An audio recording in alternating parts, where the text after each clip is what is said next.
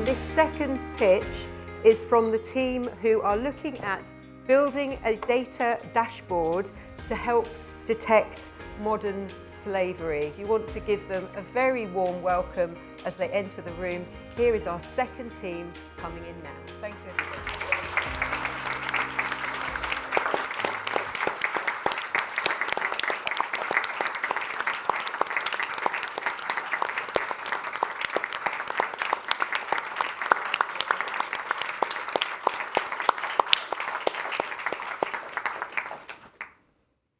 Good afternoon, judges. I'm David, and this is Chris, Sumitra, and Jayshree, and we'd like to present to you our development of Project HAYRIC, a new and proactive approach to locating modern slavery. With your support, we'll build a data-driven system that will save thousands of victims of modern slavery every year. While William Wilberforce campaigned for slow and gradual abolition, Elizabeth HAYRIC fought for an immediate end to slavery. Her passion to drive change is needed now more than ever, as there are more slaves in the world today than ever before, with over 130,000 victims in the UK alone. Let that sink in. We don't often think about the modern slaves that could be in our local takeaway or that suspiciously cheap car wash, because modern slavery is a deeply hidden crime, which begs the question, how can you find something that's trying to remain hidden? As an HMRC officer, I investigate businesses operating in the hidden economy, so I know how hard it is to operate in the modern world without digital footprints. We already collect these footprints across government, such as crime data in the ONS or drug misuse stats in the Home Office. But we aren't using these to find modern slavery as well as we could. So how do we do that? In a moment, you'll hear from Chris, who has a serving detective sergeant in the Sussex Police, received an MBE for his outstanding achievement in leading a targeted multi-agency team which manually brought data together to tackle modern slavery in East Sussex. Thank you, David. So 23 victim and enforcement agencies came together to form Discovery, a new innovative approach to tackling modern-day slavery. The partnership moved away from being reactive to intelligence, understanding that people are transient, to identifying fixed business locations housing victims of modern-day slavery. The partnership lacked the technical knowledge, however, had the passion and drive to bring about positive change.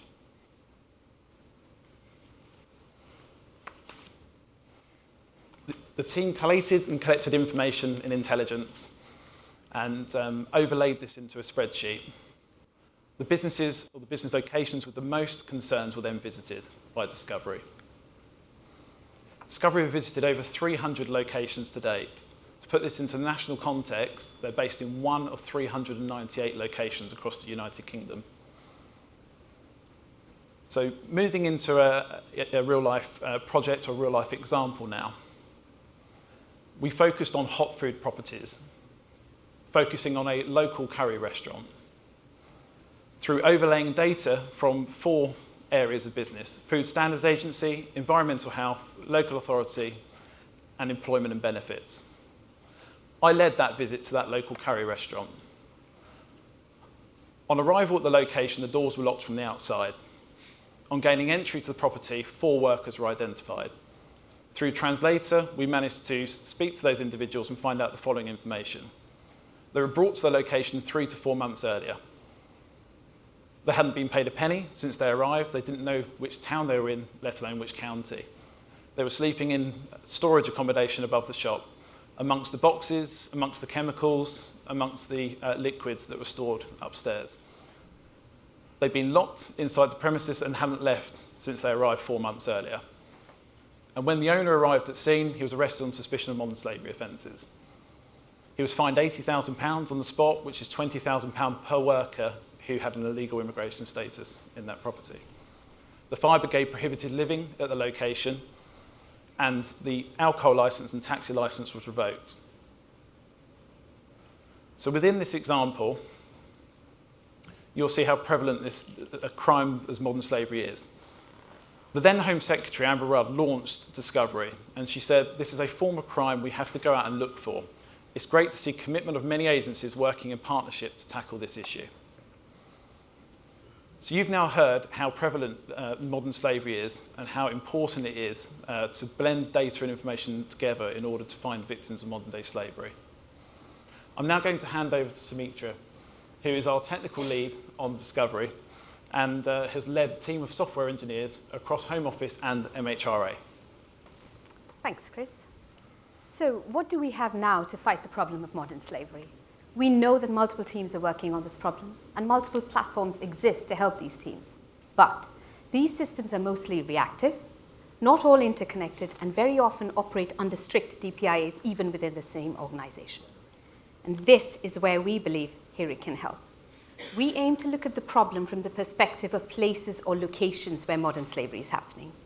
By focusing on places or locations, we no longer need individual victim details in order to build our analysis.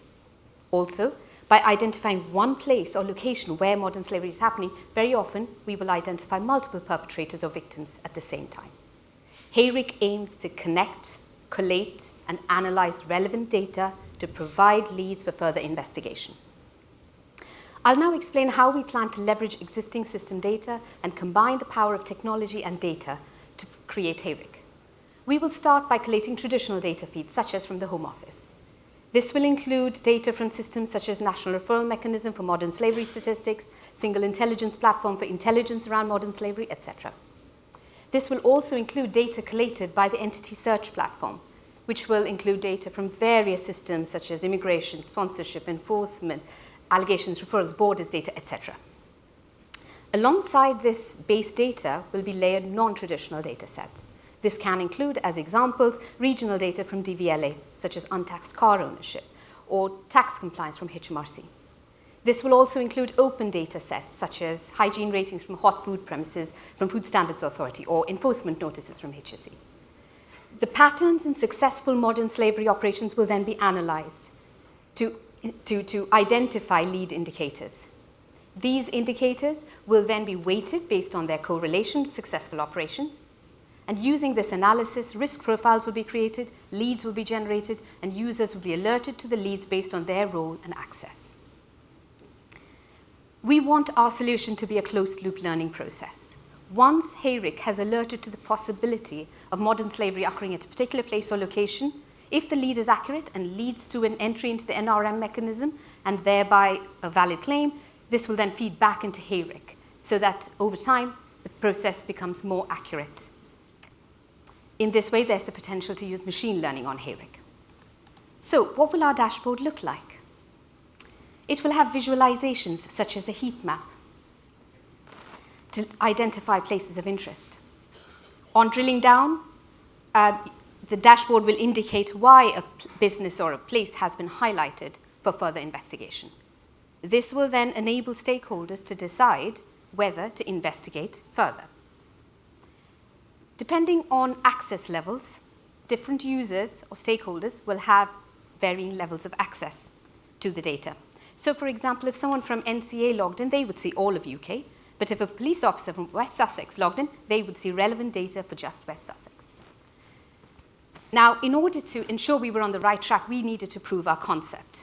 So we analyzed the data from Chris's discovery project with the help of a data scientist and identified a correlation between places of arrest and low food hygiene ratings. We also engaged alongside this with Evidence House to analyze live NRM data for 2022. HERIC will leverage the data already collated within the Home Office, but the strength of this product will come in the data we can bring from outside the Home Office to indicate leads. Where possible, we will use open data sets. But where this is not possible, we will work with relevant stakeholders to get access to data. Throughout this process, we have reached out to various teams to understand how HERIC can help them and help their teams. We've reached out to the Modern Slavery Policy Unit. We've reached out to teams on NRM, Wilberforce, a Single Intelligence Platform, Entity Search, TOEX, and NCA, just to name a few. If we are able to get this to the next stage, we will continue liaising with these teams to build a data dashboard focusing on their user needs. HERIC can be a truly innovative, data-driven, intelligence-led, modern-day solution that can help us in this war against modern slavery in the UK. I will now hand over to Jayashree, who is lead QAT at the Home Office and an aspiring data evangelist, to talk you through the benefits that can be achieved with HERIC. Thank you, Sumitra. So, why use HERIC? By combining data analytics and alerting the users to the high-risk locations. HERIC empowers the departments to take a proactive stance and providing a confidence of HERIC proof of approval and thereby enabling them and giving them a benefit of improved hit rate, reduced time to interventions, and ultimately more effective resource allocations. For the data owners, it is the enriched data that will enable more effective use of the data that they have already, and also the reputational gains that they get from coming together as a cross-government function to combat such an important issue. By coming together as a cross-government function and utilizing the power of machine learning, along with the huge data landscape that we have, we will be consciously and continuously working to gather key indicators, forming a feedback loop, and strengthening our partnerships further. As we do so, we will have opportunities to find further use cases. We will better disrupt criminal networks. We will better inform policy and safeguarding. And we will be thus helping a fair business competition in line with our leveling up agenda. For the wider public, it is not just the better use of public money. By proactively identifying and safeguarding the victims sooner, we will be saving on victim care costs. At just £27,000 on just 10% of the victim care costs annually per person, we are already looking at over 3 million just on the first year in terms of savings. So you have heard from all of us, HERIC has got a great potential to help us maintain our reputation as a world leader in tackling modern slavery. But let us not forget the mere desire to help. By coming together, we can help those who are suffering in silence due to modern slavery, and we can give back the dignity to those thousands of victims who we may never find without HERIC. Don't just take it from me. Let's hear from ACC James Pierce and what he has to say about HERIC. It's absolutely unreal that modern slavery still exists in this modern world, but it does. Last year, there were over 15,000 cases of modern slavery reported within the UK, and it's very difficult to actually discover modern slavery happening unless either a victim comes forward or there is intelligence and information that gets developed to show that that's an area of business that we need to look into as law enforcement. Hi, I'm Jim Pierce. I'm the National Policing Lead for Modern Slavery and Organised Immigration Crime. It's a difficult and a really complex issue, which is a priority in my mind because I'm the national lead. But of course, in terms of police forces, they've got so much other stuff that they need to focus on as well. So my job's about ensuring that there's a better and effective way of looking after and safeguarding victims and bringing perpetrators to justice. This is about vulnerable people that are being exploited. So exploited in the labour market, exploited through sexual exploitation, or through criminality. And whilst there's different degrees of sophistication around this, we are talking about organised crime gangs that are making money out of people. And it's very difficult to actually discover modern slavery happening unless either a victim comes forward or there is intelligence and information that gets developed to show that that's an area of business that we need to look into as law enforcement. What excites me about Project HEYRIC is the intention to pull information and data from what I would call social and economic databases. So this isn't about a person and an individual, but this is that bigger picture around what's happening within either a location, a community, or even a business.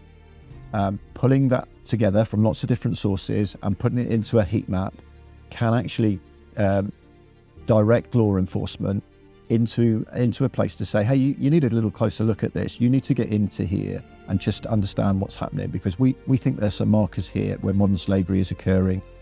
Law enforcement, go and check for us. I've been really impressed with the team and the concept that they're putting together.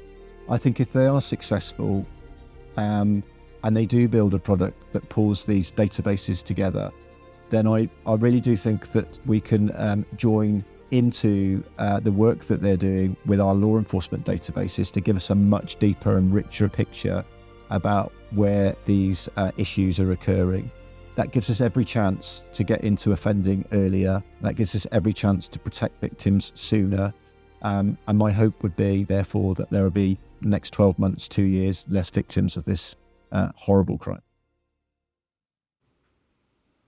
What a testimonial, right? Now, of course, a system like HEYRIC requires cross-government support. That's why we've been in touch with various stakeholders to understand what exists now and how HEYRIC will enhance their work. We can confidently say there is demand and support in the Home Office, National Crime Agency, policing, HMRC, and more, as no one is working on what we've proposed today. The roadmap for HEYRIC looks to a future where we expand the scope and remit, implementing machine learning and sharing our success internationally. But we need to get the basics right first. We'll begin by working with users to understand their needs,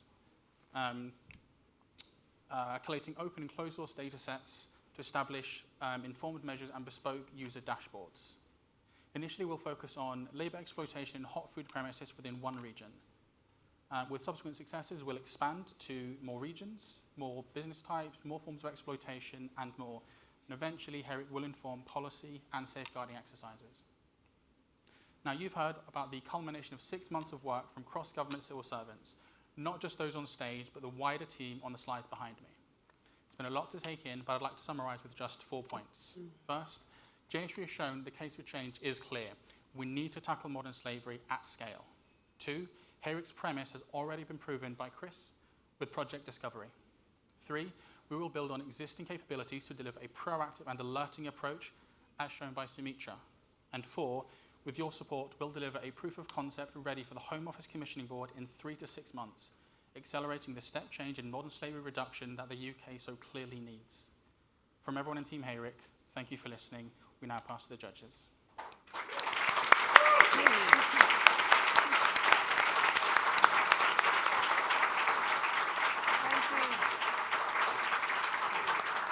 Thank you so much, Team HEYRIC. I love the description there of aspiring data evangelist. I think we will all leave the room today as one of those. Megan, I think you had a question. Wow, what a powerful example of using cross-government data. So thank you so much for that wonderful presentation. My question is really around the specific data sets you would like to connect up first and the deliverability of doing so. You mentioned loads and loads of different departmental assets. You mentioned open source data. A really amazing vision there. But in terms of what are the couple of data sets that you'd like to connect up first, and how are you thinking about prioritizing those? And specifically in terms of which are the sort of set of key indicators that can help to build the right level of precision, and how would you think about prioritizing those? Who would like Yep, to take that? I'm happy to take that. So we will start with, we've already done a proof of concept, and that has focused mainly on hot food premises and with food hygiene ratings, and also enforcement notices from HSE. So that is the first set of open data that we would like to look at. Now, the next step that if we are able to would be to reach out to DVLA as an example for untaxed car ownership. And this has again been proven by Chris's discovery work that these are the key indicators that we would look for to identify where modern slavery is happening. Alongside this, tax compliance from HMRC. So these are the 4 data sets we would look for initially as we build to prove, as we try to prove our concept, and then as time goes, we will add on more indicators and try and incorporate more data sets to continue with the solution. I don't know if anyone in the team wants to add. And just to add on to that, there will be closed loop validation. Again, like, whatever we find, we will validate that like against the data that we already have with National Referral Mechanism, Wilberforce, etc., to give us the stamp saying, yes, like these are the right locations, and like we will start building. We are not saying it will, that we will be successful on day one, but will be over the time. Thank you. Got lots of questions. So I've got Alex, then Vicky, then Aydin. Fantastic presentation, and I really get and like the idea of aggregating all this data and visualizing to be able to identify the patterns and lead indicators. But I wonder how we move from that to enforcement action, and maybe this is a question for you, Chris. Presumably to get access to premises, you need some kind of reasonable suspicion. Will this database be able to generate enough information to be able to support that actual reasonable suspicion to get access? Yeah, I'm absolutely. just in case people couldn't hear at the back of the room, that was, does this data set, would it generate enough information to be able to move from the intelligence to actual enforcement? Would you be able to get access to some of the premises that you need to get access to? Yeah, so the joy of the data, so looking at discovery, so in the 300 visits, I think there's probably a handful, 2 or 3, that required a warrant for access to location, because although policing led discovery as an enforcement agency, it was really down to the partnership and their powers and access routes into the properties. So for example, if we're going to a property that's got predominantly environmental health concerns, then we'll be going the environmental health will lead the visit to that location with secondary organisations in tow. So it's actually less about enforcement through warrant and more about visiting those locations to safeguard victims of modern day slavery, and then everything else falls in place. So the question really is that from a policing perspective and an enforcement agency perspective, if you were to go on a visit to a hot food property, you'd be going with local authority, housing enforcement, policing, your victim care departments, A21, stop the traffic, so a whole host of people. So enforcement's always an issue because it requires people, but this data set is around us being able to say, you know when a burglary happens, you know when a robbery happens, but modern slavery is hidden. And we've constantly been chasing the person who moves around so regularly. So it's around us saying to law enforcement and agencies, here's some locations through some data sets that we'll constantly learn for you to go and visit in partnership with your agencies, and for them to then start forming their processes in forces, which we'll work with them to achieve in order to deliver that. So it's less about enforcement, more around safeguarding, I would say. The enforcement generally comes as a secondary issue. Okay, so we've got 5 minutes left. We've got 3 questions now. So Vicky, Aydin, and then Simon. Then we'll stop it there. So I saw a slide on there where you laid out the delivery timeline going through alpha, beta. I'm just interested in how far the investment will get you down that delivery life cycle. And then just a very nosy question. I'm interested in how you got to the name, Hayrick. Is there a story behind that? Yes, David? So I'll start at this one. So with the initial 50K, we want to further prove the concept, further prove the value add of this data. As for the roadmap itself, we think with roughly 500,000 to 1 million, we can deliver an early MVP that is usable, and it will actually help these enforcement agencies.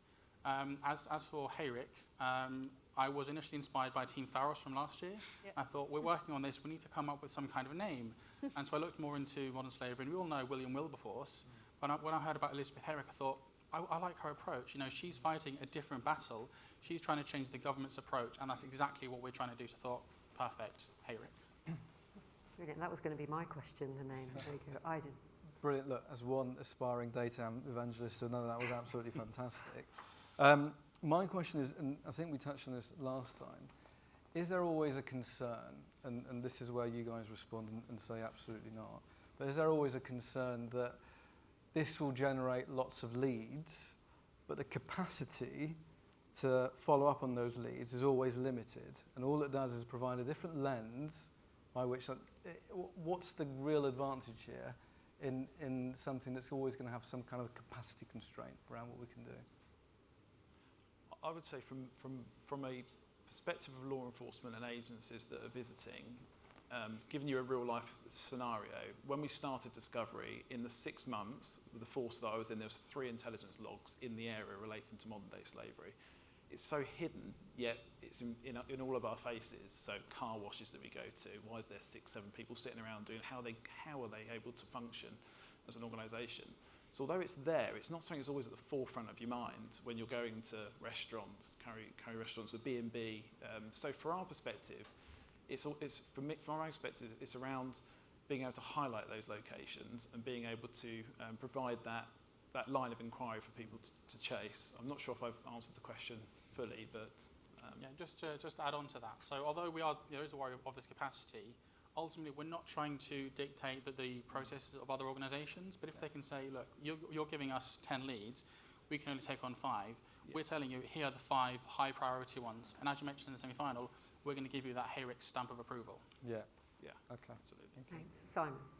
So great presentation, team. What I love is how far you've developed your thinking and actually changed the direction since we had our first conversations on this. So an implementation question. What do you see as the biggest practical implementation challenges and how are you going to nail them and make sure you succeed? I can take that one. So I think our biggest implementation risk, if you like, is access to data. We need to get access to relevant data to build it. Now, we have obviously identified open data sets that will be of huge value, that already exist. But alongside this, we want to obviously have a richer data set. The richer the data set, the better our chances are. So that is really the biggest implementation risk. However, to mitigate that, HARIC is looking at it from a place-centric, not person-centric. So we don't need individual details. And as long as we don't need personal PII information, sensitive information, we should be able to get, or we should be able to negotiate those data sets that we need in order to implement HARIC. So we do see data as the biggest implementation risk, but we have thought of this and how HARIC will work around this. Thanks. So access to data. I said that would be the last question, but actually we've got a minute and a bit left and Alison really wants to come in. Stimulated by the question and that answer, because we know that the incentive model to share data can often be a problem in getting it flowing. You mentioned that you thought the model could enrich the data of the providers. That's quite a significant incentive. Exactly. Can you say whether any data providers really see it that way? Can you give any examples of where you think that might work? So we would build this data dashboard to work not just for one stakeholder. We would engage with other stakeholders. And for example, if we're talking about engaging with DVLA around untaxed car ownership, we would work with them about what their user needs are, what HARIC can provide them in order for them to give us data. And we would use role-based access so that someone from DVLA would have different access from someone from NCA. But there would be a give and take there. So what would you need from us? What can we implement to make HARIC valuable for you? Can you give us the data that we would like or need? And also, there was also secondary benefits. So when we visit the addresses looking for safeguarding and we looked at the rich data from Discovery, more often than not, there will be HMRC tax evasion cases drawn up, HMO investigations. Individuals might be cautioned, for example, for running illicit living accommodation above the property, DWP investigations. So you can imagine the benefits from organisations through that visit. So businesses drop their standards. The concept is if you're likely to have a modern-day slave working in a business, you're likely to drop your standards in other areas. So if we can find the locations that are dropping their standards and visit in order to find modern-day slaves. So location over people. Thank you so much, and look at that, right on time we are. Please join me again, another really, really quality presentation and such an interesting policy area as well. Thank you so much to our second team.